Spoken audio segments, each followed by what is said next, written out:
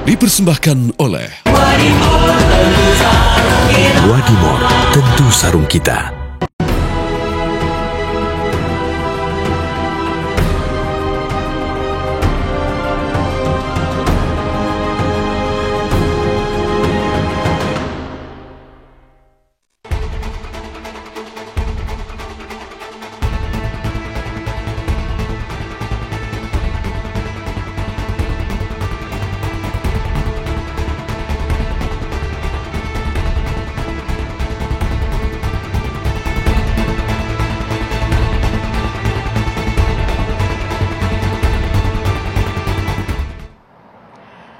Selamat malam pemirsa, apa kabar Anda? Mudah-mudahan Anda semua dalam kondisi sehat walafiat. Pemirsa, Peraturan Menteri Pendidikan, Kebudayaan, Riset dan Teknologi Nomor 30 Tahun 2001 yang tentang pencegahan dan penanganan kekerasan seksual di perguruan tinggi menuai polemik.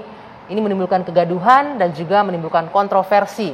Definisi beberapa aktivitas seksual yang dilakukan tanpa persetujuan korban yang dicantumkan dalam aturan itu atau adanya rumusan sexual consent dianggap berpeluang atau menjadi potensi celah legalisasi seks bebas di kalangan generasi muda terutama di lingkungan kampus. Nah, akhirnya tujuan peraturan menteri yang tadinya untuk melindungi serta mencegah terjadinya kekerasan seksual di kampus kini menjadi bumerang. Masih bisakah untuk menghindari terjadi kekerasan seksual atau justru sebaliknya menjadi celah legalisasi seks bebas? Ini akan kami bahas di Dua Sisi malam ini bersama saya Dwi Anggia. Saya melakukan bimbingan program skripsi di ruang. Sebelumnya saya ingin memperkenalkan terlebih dahulu sejumlah narasumber yang sudah hadir bersama saya malam hari ini. Di sebelah kanan saya ada Ibu Neng Zubaida, pakar hukum pernikahan yang juga dari MUI. Selamat malam Bu Neng, Assalamualaikum. Waalaikumsalam warahmatullahi. Digunakan mic-nya Bu ya. Sehat ya Bu Neng ya? Alhamdulillah, maafnya lupa Bang.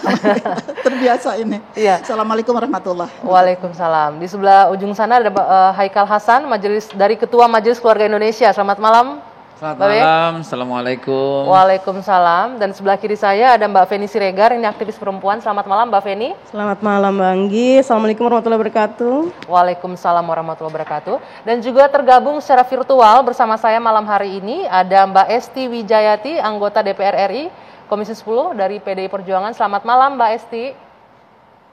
Selamat malam Mbak Anggi, selamat malam semua. Salam sejahtera. Ya, terima kasih, selamat malam. Dan juga ada Poppy Rosea Bulki, ini dari Wakil Ketua Korps Mahasiswa Hubungan Internasional dari Universitas Riau. Selamat malam Mbak Poppy. Iya, halo, selamat malam Mbak. Assalamualaikum. Baik, kenapa ada Mbak Poppy malam hari ini? Mungkin saya ingin menjelaskan ya, Mbak Poppy ini merupakan pendamping dari mahasiswa UNRI yang beberapa waktu belakangan ini viral karena akhirnya memberanikan diri untuk menghadirkan pengakuan bahwa dia mengalami pelecehan seksual di lingkungan kampus.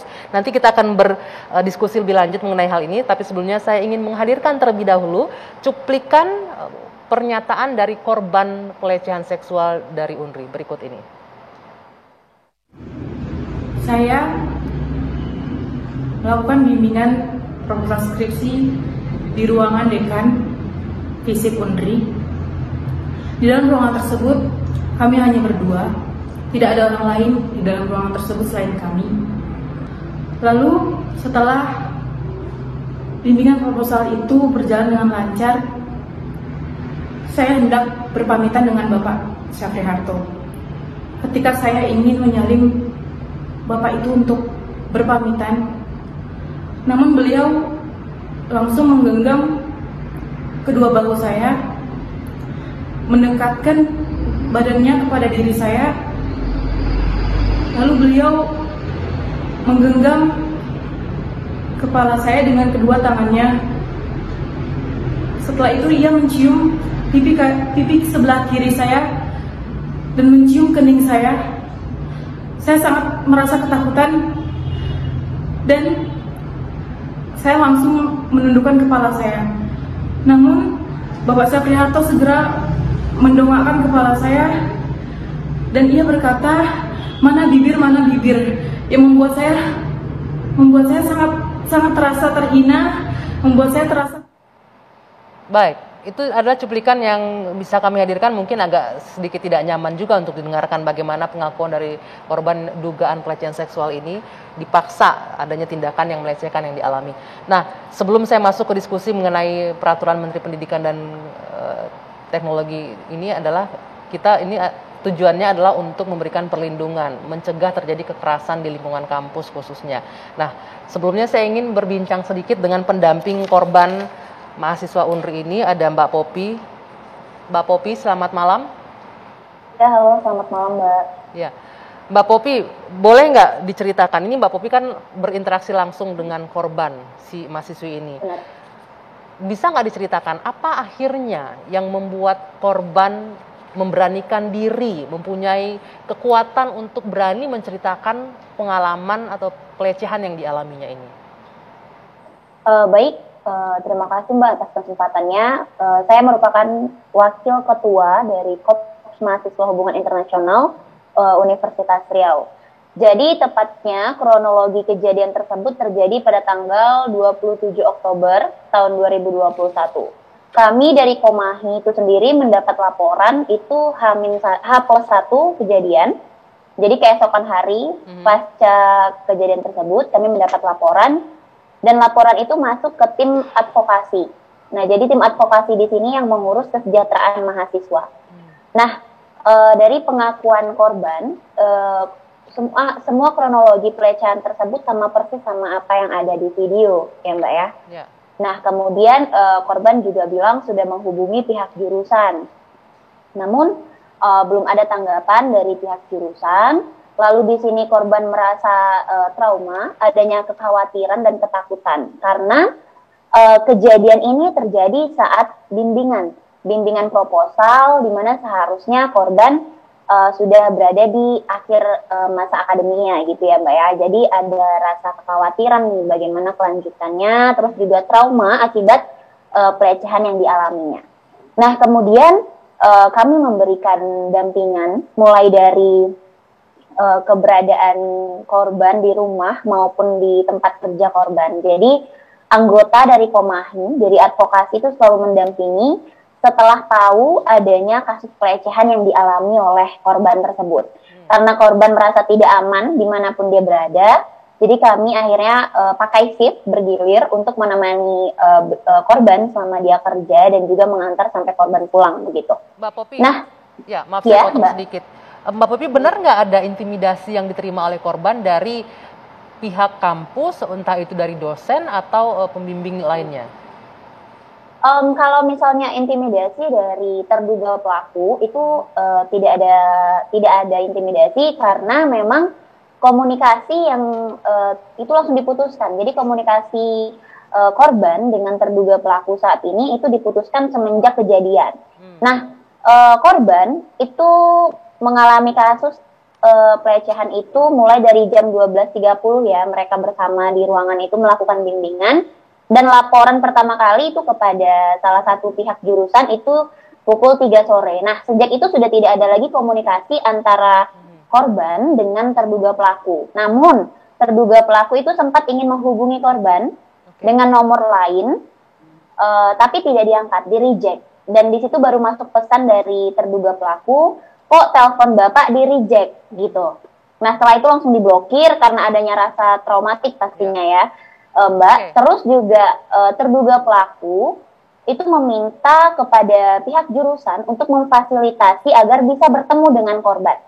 Nah, tapi di sini korban sudah tidak ingin karena adanya rasa trauma, bahkan pasca kami tahu kejadian tersebut, pengakuan korban dia sudah mengalami halusinasi dan terbawa mimpi. Tentunya untuk kesehatan mental, keluarganya juga membatasi adanya pertemuan dengan terduga pelaku begitu. Pertanyaan saya selanjutnya, bagaimana respon pihak jurusan ketika korban melaporkan kejadian yang dialaminya?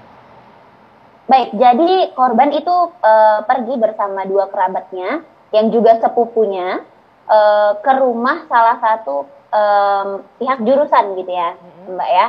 Nah, di sana korban menceritakan apa yang terjadi sama seperti yang ada di video kronologinya juga. Tapi di situ respon yang diekspektasikan oleh korban tidak sesuai. Tidak sesuai. Nah, jadi gimana? Ada kata-kata yang sedikit menyakiti gitu korban, seperti ya udah nggak usah dipublish dulu gitu, nggak usah speak up. Kemudian juga kan cuma dicium aja dan Oh ya? Dan pokoknya tidak supaya korban ini tidak mempublikasikan hal tersebut, tidak berusaha untuk speak up gitu. Nah jadi bahkan pihak jurusan di situ bukan mempermasalahkan hal pelecehan tersebut, tetapi tentang SK pembimbing kenapa tidak dibawa di saat bimbingan seperti itu.